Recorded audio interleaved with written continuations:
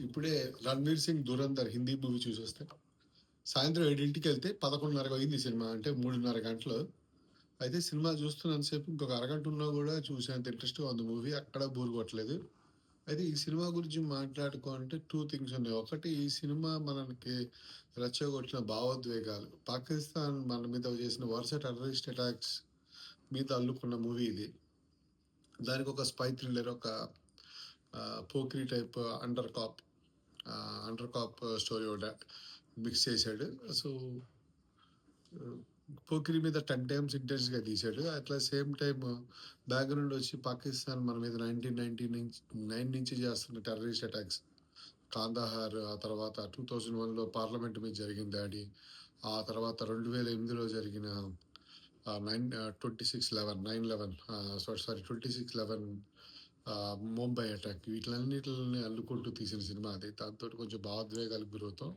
Cinema చాలా ఇంటెన్స్గా తీశారు. ముఖ్యంగా ఒక వెబ్ సిరీస్ మీరు ఈ మధ్య ఫ్యామిలీ మ్యాన్ లాంటి వెబ్ సిరీస్ చూసుంటారు. ఫ్యామిలీ మ్యాన్ 2 సీజన్ 2 చూసినప్పుడు, అట్లాగైతే ఆ 10 ఎపిసోడ్లు మీరు చాలామంది నచ్చటం వల్ల ఒకటేసారి బింజ్ వాచ్ చేసి ఉంటారు చూసారా. అట్లాగనే ఇది కూడా అంత ఇంట్రెస్ట్గా ఉంటుంది. ఇది 3:30 గంటలు, 3 గంటల 40 నిమిషాలు.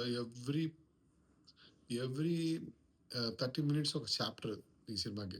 సో ఎవ్రీ 20 మినిట్స్ ఒక చాప్టర్. అన్ని చాప్టర్లు 8 చాప్టర్లు ఈ సినిమా తీసాడు. అన్ని ఇంట్రెస్టింగ్గా ఉన్నాయి. వెబ్ సిరీస్ని వెండి తెర మీద ప్రదర్శించేశారు ఫాస్ట్గా. అయితే ఎవ్రీ సీన్ కూడా, ఇంకో విషయం చెప్పుకోవాలి, ఎవ్రీ సీన్ కూడా ఇదే the best scene of the movie అవ్వాలన్నట్టుగా ప్రతి సీన్ కూడా చాలా జాగ్రత్తగా ఎగ్జిక్యూట్ చేశారు. అంత ఇంట్రెస్టింగ్గా తీశాడు.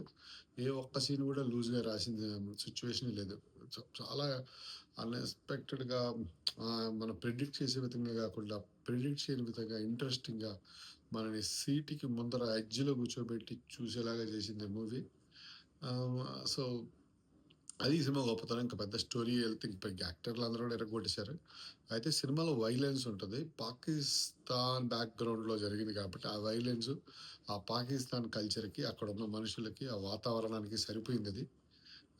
ఇండియా లాంటి శాంతి కాముక దేశం కాదు, ఇండియా లాంటి జ్ఞానం ఉన్న దేశం కూడా కాదు కాబట్టి అది అక్కడ ఉన్న జనాలకి, ఆ వైలెన్స్కి, ఆ గొడవకి సరిపోయింది అది. అలాగే అట్లా సేమ్ టైం సినిమా చాలా భావోద్వేగాలకు గురి చేస్తుంది. అయితే వీలైనంత వరకు ఈ సినిమాని సినిమాగానే చూడటం బెస్ట్. కానీ మళ్ళీ ఇంకోసారి పాకిస్తాన్ చేసిన పాపాలు తలుచుకుంటే, ఒకటే ఏంటంటే, పాకిస్తానీస్ 9/11 జరిగినప్పుడు పాకిస్తాన్ సిటిజన్స్ కానీ, ఒక మేజర్ పాకిస్తాన్ పేపర్లో కూడా యాజ్